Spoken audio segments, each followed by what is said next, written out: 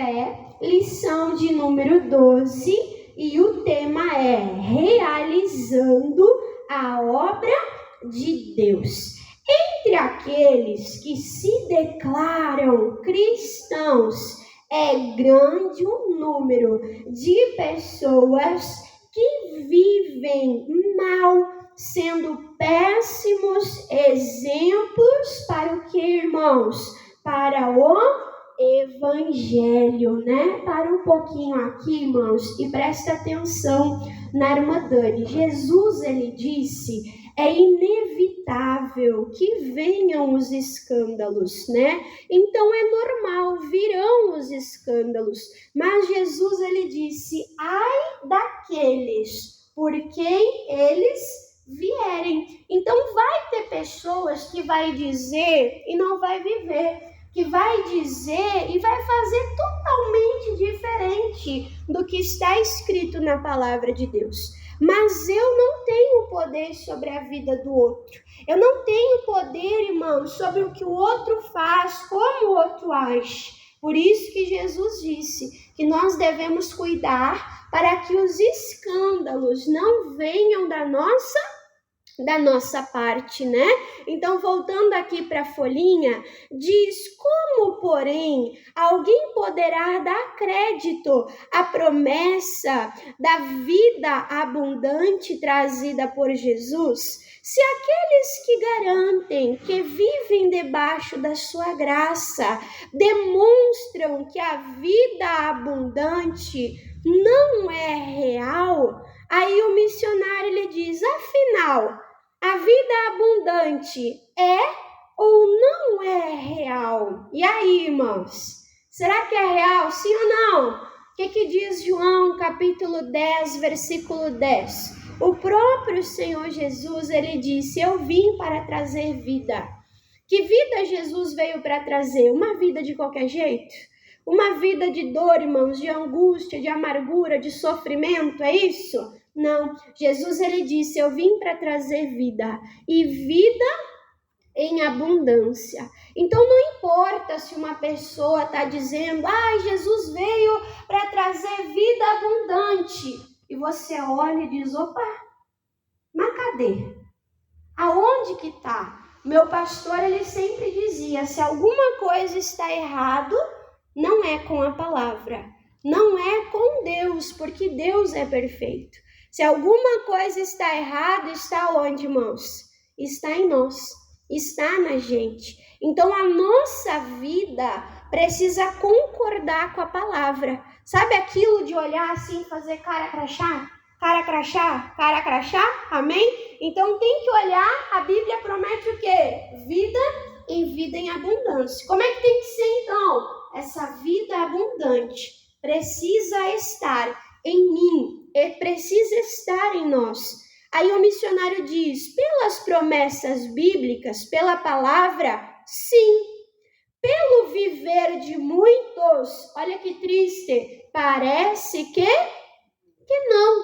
De quem que é a culpa? Às vezes é da própria pessoa que vive desleixadamente, sem querer aprender o que a palavra fala sobre a sua condição em Cristo, não assumindo os seus direitos como membro da família do Senhor. Nós já vimos em uma das lições, eu disse para os irmãos, pedi para anotar, irmãos, Oséias, capítulo de número 4, versículo de número 6, irmãos, diz que o povo de Deus é destruído.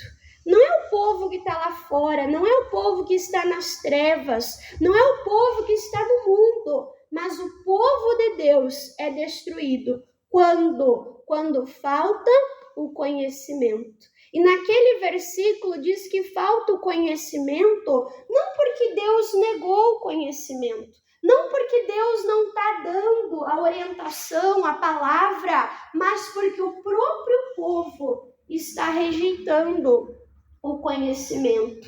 Irmã Dani, o que é rejeitar o conhecimento? Rejeitar o conhecimento, irmãos, é deixar a Bíblia fechada Isso é rejeitar o conhecimento. Você tem aqui a orientação de Deus. Você tem aqui a palavra de Deus. Quando você está confuso, quando você está perdido, quando você não vê uma saída, um caminho, irmãos, ora a Deus. Amém? Ora a Deus. Senhor, o Senhor disse que o Senhor é o meu conselheiro. O conselho da parte do Senhor não vai faltar. Nesse momento, Pai, eu estou buscando o teu conselho, a tua direção. Me ajuda, me dirige. E ali você busca o conhecimento de como vencer, irmãos, aquela luta, de como vencer aquela tentação. Então, não rejeite o conhecimento da palavra de Deus. Amém? Não deixe a tua Bíblia fechada, mas tenha o hábito, irmãos, de diariamente ler a palavra de Deus. Nós lemos a Bíblia de duas maneiras. Nós lemos assim corrido, né? Para conhecer o texto bíblico, a história, os personagens, o que aconteceu. E nós temos aquela leitura, irmãos, que não é para conhecer, não é para ler como se estivesse apostando uma corrida, né? Ler desesperadamente, né? Ler desesperadamente, não. Lendo, meditando, comendo, colocando dentro do coração. O que o Senhor está querendo dizer com isso? Jesus, fala comigo, me dá entendimento, renova, Deus, a tua palavra na minha vida. Então nós precisamos buscar, irmãos, o conhecimento, não podemos rejeitar. E aí o missionário diz, e a culpa, né, também pode cair sobre os pregadores que não ensinam a verdade. Muitos ensinam apenas teologias, teoria, apenas a letra, né? E aí diz, devemos aceitar ainda que a culpa seja também dos que fizeram as traduções, né, das Sagradas Escrituras. Embora reconheçamos que eles tentaram fazer o melhor e, de modo geral, eles foram felizes nas obras que realizaram, mas muitos pontos importantes, contudo, foram traduzidos de um modo distorcido e por isso a bênção tem sido desperdiçada, né? Então nós vamos ver aqui, irmãos,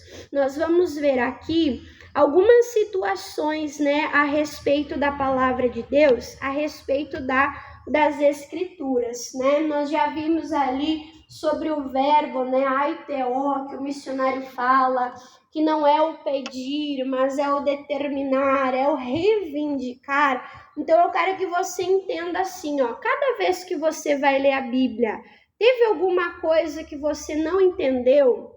O que você tem que fazer? Você leu, você não entendeu. Você ora e você pede entendimento para o Espírito Santo. Aí você leu, releu, pega no teu celular a tua Bíblia, clica ali em ver concordâncias, clica ali em ver outras traduções e começa a comparar o que as Escrituras estão dizendo. Porque às vezes, lendo numa tradução diferente, o que acontece? Abre o nosso entendimento. Por que a irmã Dani está falando isso? Porque às vezes a gente lê numa tradução e parece algo que não é bom. Por exemplo, eu li na Bíblia que Deus é bom. Amém? Quem crê nisso? Deus é bom. Amém? Então, se Deus é bom, nada que é ruim vem da parte de Deus. Certo? Correto. Então, tudo aquilo que dê a entender que Deus não é bom, peraí. A Bíblia vai se contradizer? A Bíblia vai se contradizer, irmãos? A Bíblia vai dizer, ei, Deus é bom. Daí um pouco vai dizer, peraí, mas talvez não seja tão bom assim. É isso? Não. Deus não é Deus de confusão. Se alguma coisa que não está fechando, é eu que estou entendendo o quê? De maneira errada. Por quê? Porque toda a Bíblia ela é assim, irmãos, em concordância. Toda a Bíblia ela é assim em concordância.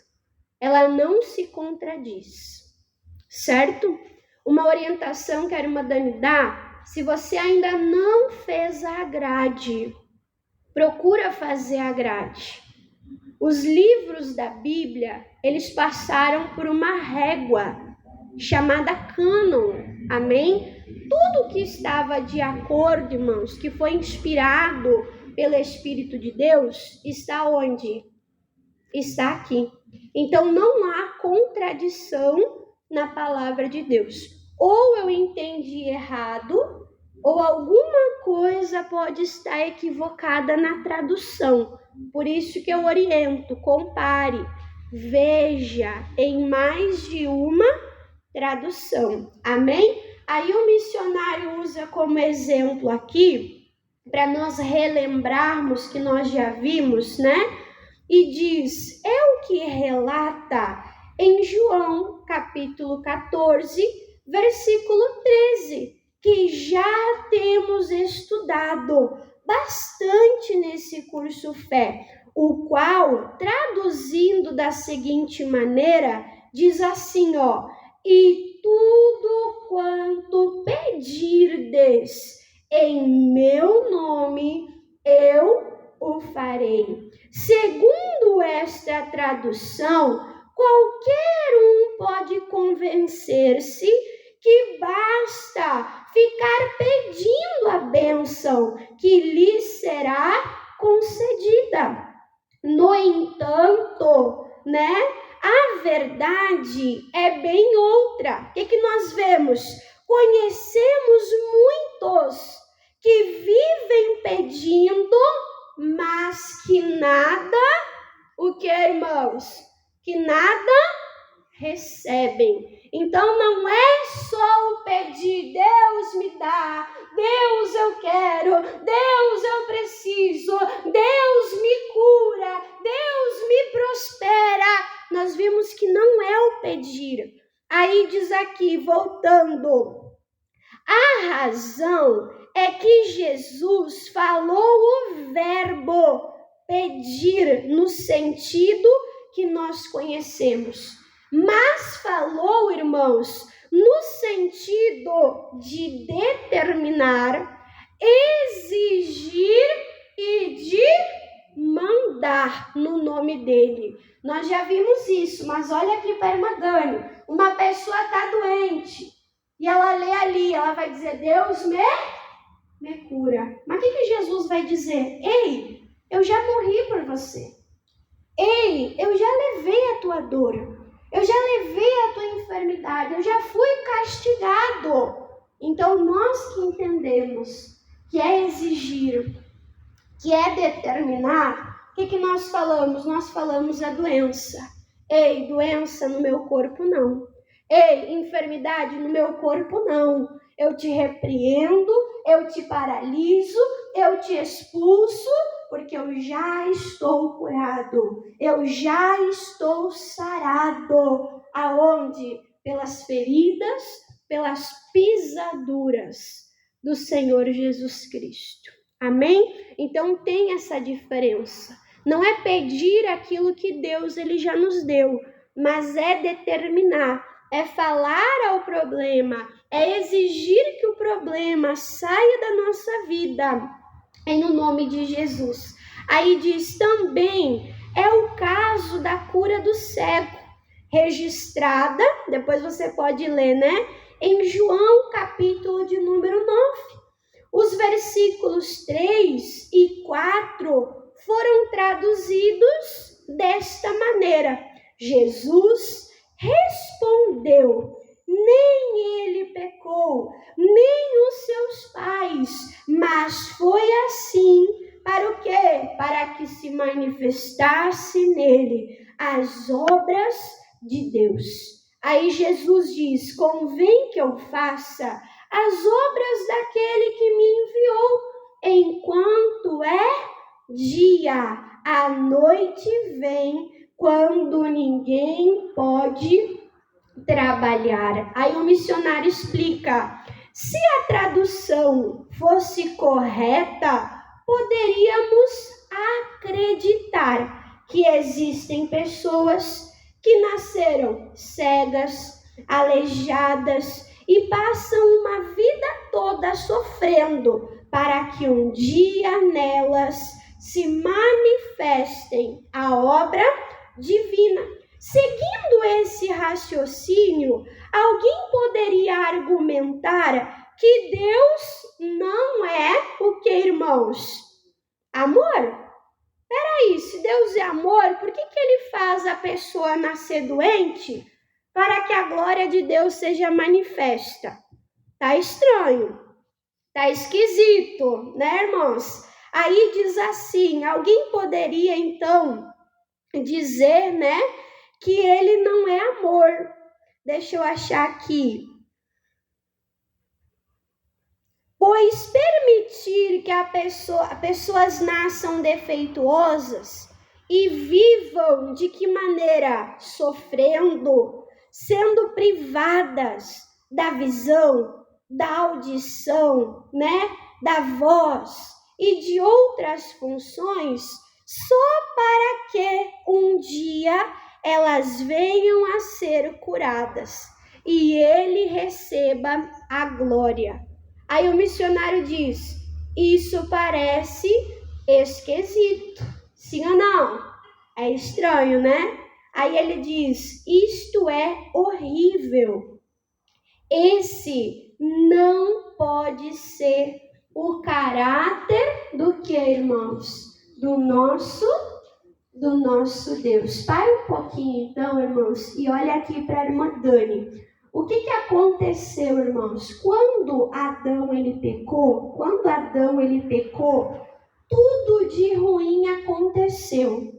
Adão foi amaldiçoado, Eva foi amaldiçoada, a terra foi maldita, a serpente foi maldita. Olha quanta maldição entrou por causa do pecado, por causa da desobediência.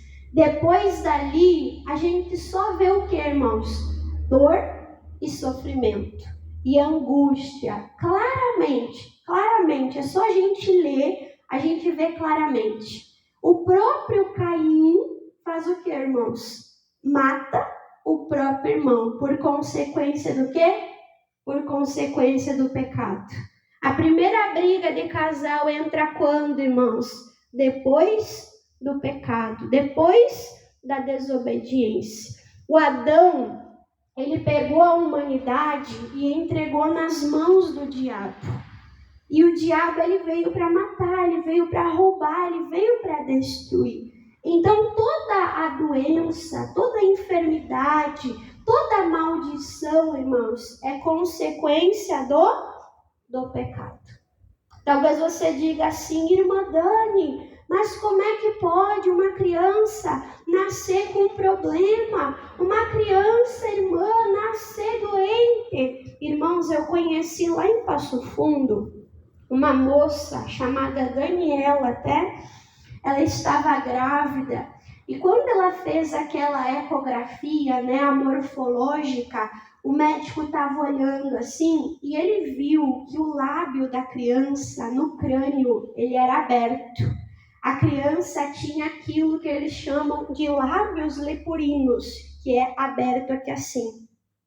E o médico disse, mãe, o seu filho está com essa doença, nós vamos cuidar de você no parto, o seu filho nascendo, ele vai ter que sair direto e ir para uma sala de cirurgia e vai ter que passar por um procedimento cirúrgico, porque era muito aberto, a cavidade era muito grande. E essa moça, desesperada com essa notícia da gestação, ela começou a ir na igreja, ela começou a acompanhar, ouvir sobre fé, ouvir sobre Jesus, ouvir sobre a cura, ouvir que Jesus já levou toda a dor, toda a enfermidade. E aquela mãezinha, ela começou a crer no poder de Deus.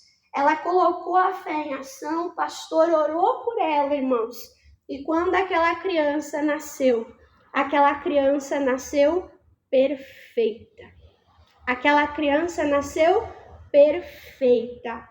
Simplesmente fechadinho. E o mais maravilhoso, irmãos, que tinha apenas um risquinho vermelho. Para não dizer assim, o médico estava louco, o médico estava doido, né? O médico viu coisa demais, o médico se equivocou. Não, Deus permitiu aquela criança nascer só com um sinalzinho, como se dissesse o próprio Deus foi que operou aquela criança. Amém, irmãos? Então, aquela criança não tinha culpa. Ela não tinha pecado, ela nem tinha saído do ventre da mãe dela. Mas por consequência de toda essa maldade, do pecado, irmãos, no ventre ela estava doente. Mas aquela mãe ouviu de fé, aquela mãe ouviu da palavra e ela se posicionou na palavra de Deus. Amém? Por isso, irmãos, que eu sou totalmente contra, irmãos, o aborto. Totalmente contra o aborto. Ah, mas a criança está com o intestino para fora.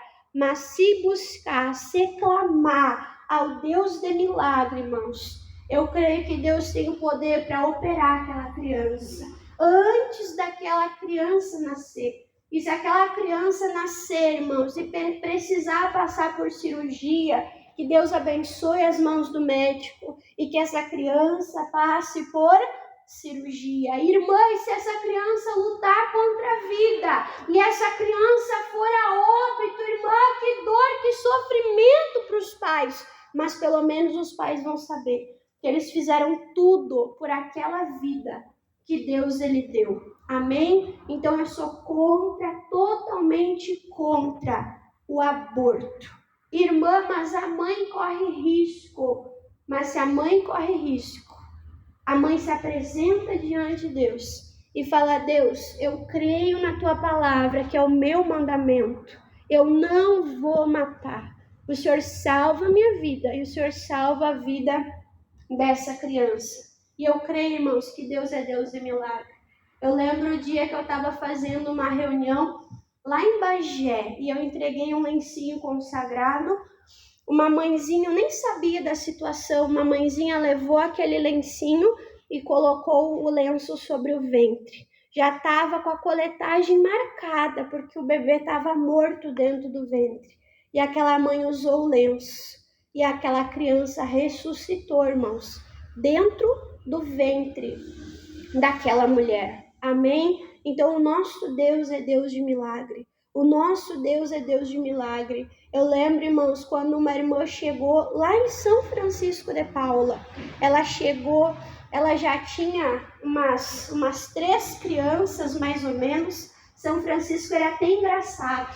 Se o pastor pregava para 10 pessoas, eu pregava para 30. Para 30 crianças. Porque cada pessoa que vinha trazia 2, 3 crianças. Era um monte de filho, né? E essa mulher já tinha uns 2 ou 3 filhos. E o bebê, o coraçãozinho parou de bater. E ela chegou chorando, ela pediu oração para o pastor. E o pastor orou por aquela criança, irmãos. E o coraçãozinho da criança voltou a bater. E o pastor teve a alegria de receber a notícia no dia do aniversário dele, 27 de dezembro, que a criança havia nascido. E havia nascido perfeita. Perfeita. Amém? Então o nosso Deus, irmãos, é Deus de milagre. Mas nós precisamos ter esse entendimento de Jesus. Não, peraí, é dia, e eu não vou aceitar essa obra das trevas. Eu não vou aceitar essa dor, essa doença, essa enfermidade. Amém? Voltando aqui então, irmãos, para a nossa folhinha.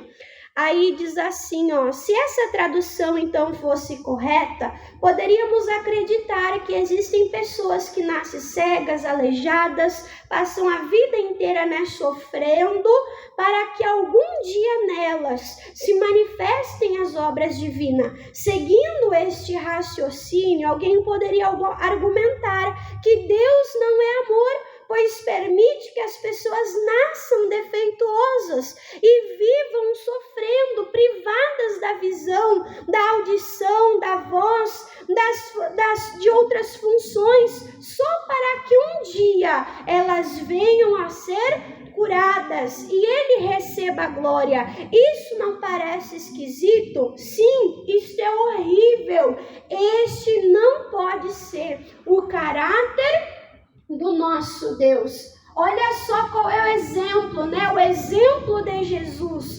Quando Jesus esteve aqui no mundo, o que Jesus fez? Curou a todos, sem exceção. Porque em Atos capítulo 10, versículo 34, diz que ele não faz acepção de pessoas. A pessoa chegava até ele de coração aberto, com fé, e era curada. Aí diz, ele nunca aprovou o sofrimento, tampouco disse que Deus queria que alguém sofresse. Na passagem da cura do cego, ele não falou que o homem cego nascera daquele modo para que o Senhor Deus algum dia recebesse glórias pela cura. Mas como sabemos, o Novo Testamento foi escrito na língua grega, que é um idioma, irmãos, que não possuía sinais, pontuações, como hoje nós temos. Também, João, ao escrever o seu evangelho, não dividiu em capítulos e em versículos, mas o escreveu como uma carta, né? Então a Bíblia, irmãos, não era assim capítulos, versículos. Imagina só se você chega no culto e você vem com a Bíblia como um todo, e a gente diz assim, irmãos, abre lá em Atos. Aí você abre em Atos, capítulo de número 10. E agora? Como é que eu vou achar o capítulo 10? Olha que difícil, irmãos. Sim ou não? Muito difícil. Então a divisão em capítulos, em versículos, é para nós nos orientarmos melhor. Aí o pastor diz, Atos é Novo Testamento. Capítulo 10 é um número grande. Versículo é um número pequeno. Aí a pessoa acha, né? E olha, opa, é verdade, tá aqui, ó. Não é o pastor que está dizendo, é bíblico. Está na Bíblia. Então, isso foi só para facilitar. Mas a pontuação, né, irmãos?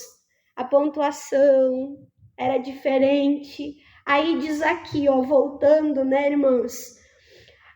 Atribuiu-se ao cardeal Hugo, falecido em 1263.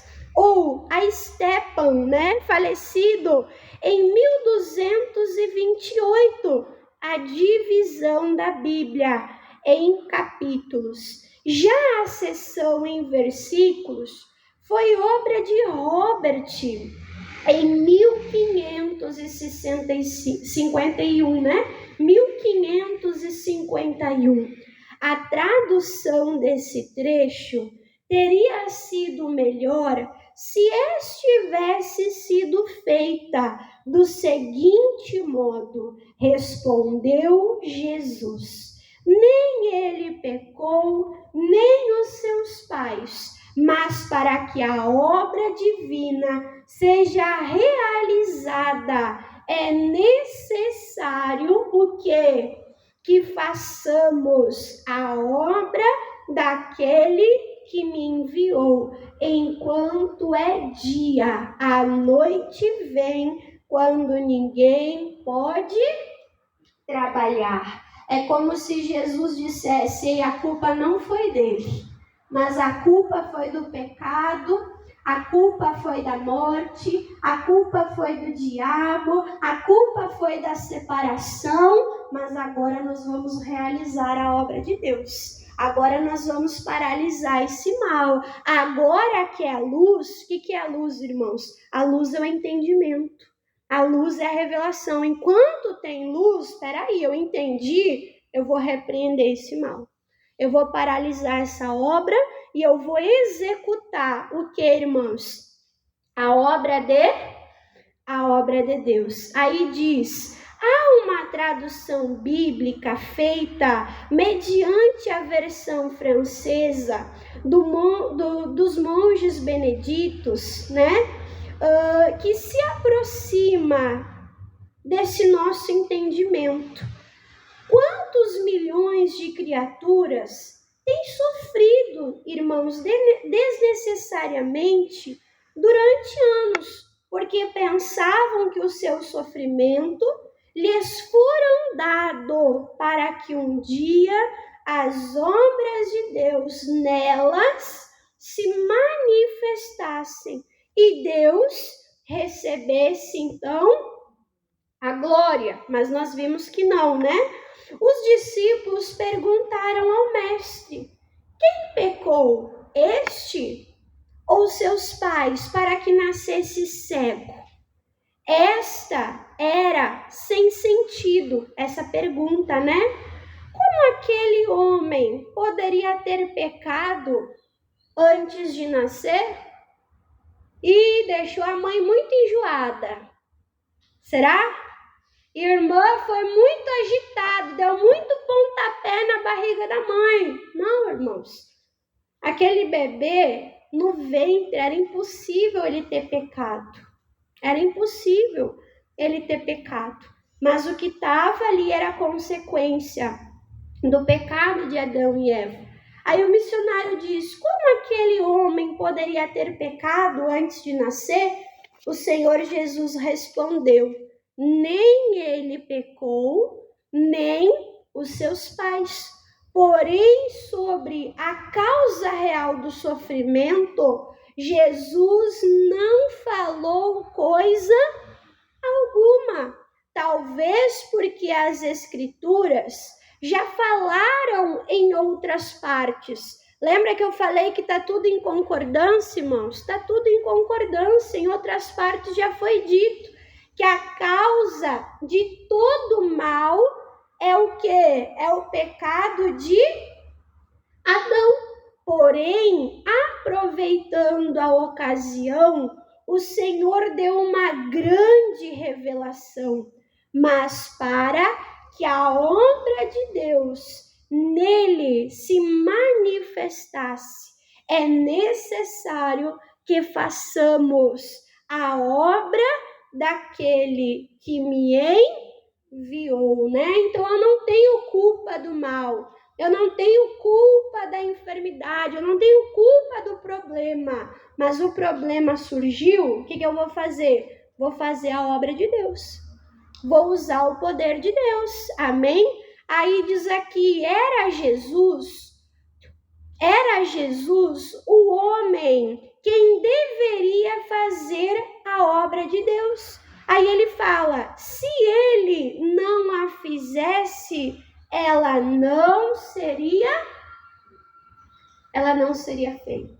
Então Jesus, ele precisava fazer aquela obra de Deus. Irmã, onde é que Jesus está agora? Jesus está em mim. Jesus está em você. Amém? Então, para que a obra de Deus seja feita, você precisa o quê, irmãos?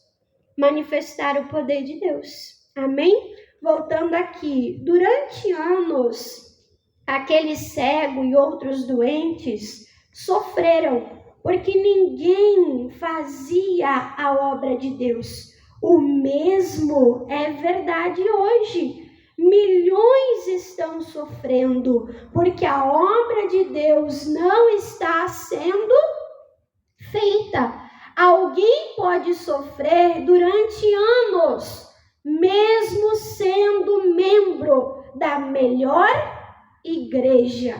Se ele não fizer a obra de Deus em sua vida, se não repreender o mal, se não exigir a saída das doenças e o fim do sofrimento, o que diz aí, irmãos? Nada será feito. Então não é estar na igreja, mas é realizar a obra de Deus. Primeiramente em nós, usar o poder de Deus, repreender, paralisar o mal. Aí diz, é necessário que façamos a obra daquele que nos enviou enquanto é dia, enquanto tem tempo, enquanto há luz. Para isso, recebemos esta missão do Senhor Jesus. Olha o que Jesus disse. E disse-lhes, ide por todo o mundo, pregai o evangelho a toda criatura. Quem crer e for batizado será salvo, mas quem não crê será condenado. Estes sinais seguirão aos que creem. Em meu nome expulsarão demônios, falarão novas línguas, pegarão nas serpentes, e se beberem alguma coisa mortífera, não lhes farão dano algum. Imporão as mãos sobre os enfermos e os curarão. Jesus disse isso. Está relatado em Marcos 16. Quando nossos primeiros irmãos na fé saíram para fazer a obra de Deus, veja o que aconteceu. Olha que lindo, irmãos. E eles, tendo partido, obedeceram, eles foram e pregaram em todas as partes, e cooperando com eles o Senhor, confirmando a palavra com sinais que se seguiram. Então, na igreja primitiva, eles começaram a ir, eles obedeceram o ide, eles foram e começaram a pregar. E quem é que estava contribuindo com eles, irmãos? E quem é que estava agindo com eles, confirmando a palavra? O Espírito Santo, o Espírito de Deus. Coisa linda, irmãos, é você orar. Coisa linda é você orar, irmãos. E você saber que o Espírito Santo de Deus está cooperando com você. Amém? Deus, Ele quer te usar para você realizar a obra de Deus. Remanga as tuas mangas. Tem tanta gente, irmãos, nessa alvorada sofrendo. Tem tanta gente, irmãos, precisando de uma ajuda. Irmã Dani, mas eu não tenho chamado, irmã Dani, para ficar de obreiro. Não estou dizendo, irmãos, que você precisa ser obreiro. Mas eu estou falando que você precisa ser um homem de Deus. Que você precisa ser uma mulher de Deus. Ainda ontem, tinha um pedido de oração no grupo das intercessoras. Ora pela fulana. Colocar a fulana no quarto para os familiares se despedirem. Irmãos, que tristeza ter um familiar desenganado. Que tristeza, irmãos. Imagina a angústia daquela família que foi chamada para se despedir. Nós precisamos orar. Nós precisamos interceder. Há pouco tempo, irmãos, a irmã Regiane, nossa obreira, né? Passou por isso. Eu vi, irmãos, ela me mandou mensagem, irmã Dani. Chamaram a família para se despedir da mãe. Eu entrei em oração por ela. Intercessão. Não falei nada para as obreiras, só pedi, orem pela irmã. Não é fácil, irmãos, perder alguém que a gente ama. Mas sabe o que ela disse? Irmã, foi difícil. Eu senti dor. Mas ela falou, eu me senti fortalecida com a oração dos irmãos. Ela disse, eu consegui sentir a força, irmã, através da oração que os irmãos faziam por mim. Amém, irmãos? Então nós precisamos dar essa força. Orar, ajudar, dar palavra. Não ter vergonha, irmãos, de colocar a mão em alguém, repreender o mal, repreender a doença, repreender a enfermidade. Não ter vergonha, irmãos, de fazer a obra de Deus. O mundo carece de pessoas ousadas, cheias do poder de Deus, cheias do Espírito Santo de Deus. Aonde você estiver, com uniforme, sem uniforme, irmãos, mas faça a obra de Deus. Chega antes, ora pelo perdido, ora pelo caderno de oração, ora pela sementinha, ora pelo evangelismo, ora pelos bancos da igreja, amém? Se não faz parte ainda do grupo de intercessão, procura a irmã Simone, eu quero fazer mais, eu quero interceder. Às vezes a pessoa diz, eu não sei falar, irmã Dani, eu não sei evangelizar, eu gaguejo, eu fico vermelha, eu falo tudo errado. Mas se você não sabe falar para o homem, irmãos, pelo menos seja um intercessor, fala para Deus. Fala para Deus. Você não precisa ter vergonha diante de Deus, Ele te conhece. Amém? Mas não fique parado, não fique estagnado, mas faça a obra de Deus. Ele disse, ide por todo o mundo. A rua que você mora, Deus te colocou lá para ser luz. A tua família, Deus te colocou lá para você ser luz. Aí o missionário diz, acorda, meu irmão, já fomos enviados. Temos uma missão e devemos fazê-la já, a partir de agora. Não espera um anjo aparecer. Não espera o pastor descer do altar e colocar a mão na tua cabeça e dizer, ei, vai. Não, o próprio Senhor Jesus já te disse. Voltando aqui, o significado de realizar a obra de Deus. Somos nós que realizamos a obra de Deus. Mas o que realmente significa realizar a obra de Deus? Para que as pessoas que procuram o Senhor Jesus, as pessoas procuraram Jesus e indagaram Ele, né? O que é realizar a obra de Deus? Ele foi claro e ele disse o seguinte, João 6, quando ele multiplicou ali, né, os pães e os peixes, e achando-o do outro lado do mar, disseram-lhe, Rabi, quando chegastes aqui? E Jesus respondeu e disse, na verdade vos digo, que me buscais, não pelos sinais que viste, não pelo poder manifestado, mas porque comeste do pão e vos saciaste. Imagina só, boquinha livre, vou seguir Jesus. Todo dia vou ter pão, vou ter peixe, não vou precisar trabalhar. Só que o que Jesus disse? Trabalhai não pela comida que perece, que estraga, né, irmãos? Trabalhai não pela comida que perece, mas pela comida que permanece, para a vida eterna, a qual o Filho do Homem vos dará. Porque a este o Pai, Deus, o selou.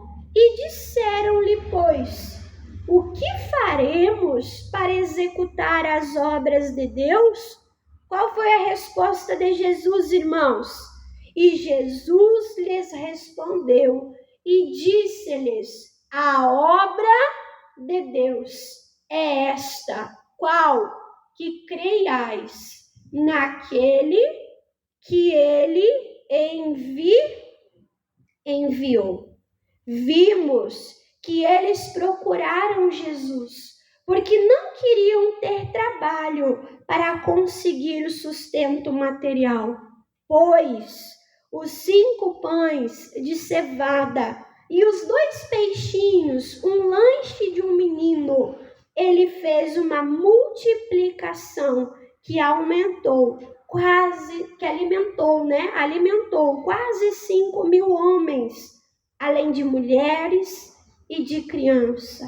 Agora seria fácil, no raciocínio deles, quando tivessem qualquer necessidade, ele prontamente faria o milagre. Jesus advertiu-lhes que deveriam trabalhar pela comida que permaneceria para a vida eterna, a qual ele, Jesus, daria a eles. Entenderam então que precisavam fazer algo e foram direto ao assunto, sem enrolar, perguntando o que seria necessário para realizar as obras de Deus. Jesus lhes informou que não são as obras de Deus que temos que realizar. Não é as obras no plural,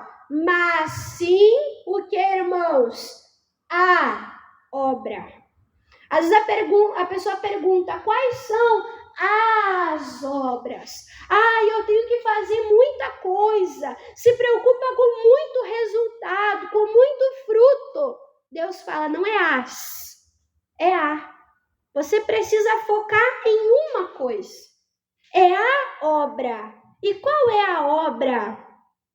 Que é crer naquele que por ele foi enviado. E aí eu quero que você preste bastante atenção aqui, para nós concluir. O missionário diz, hoje, a mesma pergunta e a mesma pergunta e a mesma resposta. A pergunta dirigida ao Senhor Jesus é ouvida em todas as partes e a resposta não mudou, mas ainda é a mesma, que creiais naquele que por ele foi enviado. Mas o que é crer naquele que por ele foi enviado? Muitas pessoas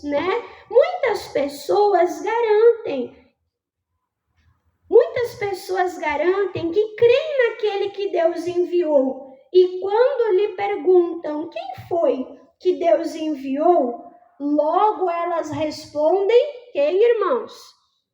Jesus. E o missionário diz, de certo modo, elas estão certas. Mas a verdade é que Deus não enviou Jesus propriamente. Como assim, irmã Dani? Misericórdia, heresia. Não, ele enviou a sua palavra.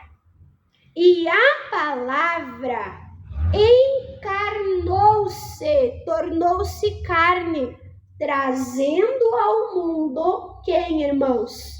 Jesus.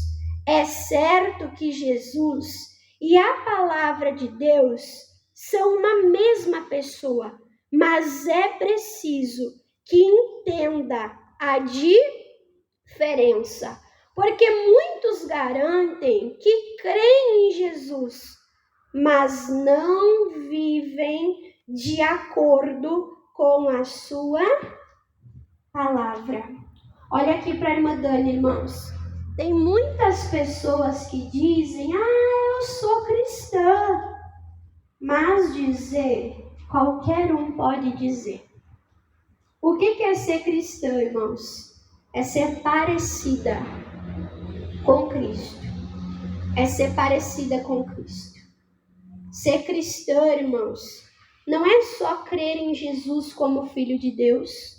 Não é só crer que Jesus se fez homem, que Jesus se fez carne, mas é andar aqui, na palavra de Deus. Não adianta eu dizer eu sou de Jesus, mas não me batizo nas águas. Porque a palavra de Deus diz que aquele que crer e for batizado, esse será salvo. Irmãos, batizar nas águas é mandamento. É mandamento e precisa batizar nas águas. Não adianta dizer eu sou de Jesus, mas eu não congrego. A palavra de Deus diz, não se aparte da vossa congregação. Congregar é mandamento. Não adianta eu dizer eu creio em Jesus e eu não participo do corpo e do sangue de Cristo, irmãos. Jesus diz, aquele que não come do meu corpo, aquele que não bebe do meu sangue, esse não tem o quê? Não tem parte comigo. Não tem parte comigo. Os discípulos chegaram para Jesus entusiasmados, dizendo: Jesus, nós expulsamos, até demônios se sujeitam a nós. Jesus diz: não fica feliz que os demônios se sujeitam. Fica feliz se o teu nome está no livro da vida. Irmãos, quantas pessoas vão tomar um susto quando Jesus voltar e ele olhar e dizer assim: ó, não vos conheço. Eu não vos conheço. A gente não pode servir a Deus do nosso jeito. A gente não pode, irmãos, servir a Deus da nossa maneira. Escolher o que vai praticar na palavra de Deus. Escolher o que vai praticar na palavra de Deus. Não, eu sou cristã, mas vivo em fornicação. Ah, não, eu sou cristã, mas acho que não precisa casar. Quando a Bíblia diz, irmãos, que os fornicadores não herdarão o reino de Deus. E a pessoa acha que está tudo bem. Se mentir um pouquinho, mas a Bíblia diz que o pai da mentira é o diabo. Se desobedecer um pouquinho, a pessoa diz: não, eu creio em Jesus. Mas Jesus desobedeceu? Jesus desobedeceu? Em algum momento, irmãos, Jesus desobedeceu? Não, ele foi obediente até o fim, até a morte de cruz. Então nós não podemos servir a Deus, nós não podemos servir a Jesus do nosso jeito. Ou nós estamos na palavra, ou nós não estamos na palavra. Então não é só crer em Jesus, mas é viver, irmãos, de acordo com a palavra de Deus. Ele diz: se vós estiverdes em mim e as minhas palavras estiveres em vós, pedireis tudo o que quiserdes e vos será feito. Aí diz: eles, na verdade, os que dizem, mas não vivem na palavra, eles enganam-se. Quando de fato crer no Senhor Jesus é o que, irmãos? É praticar a sua palavra. Se tem que ser dizimista, eu vou devolver meu dízimo.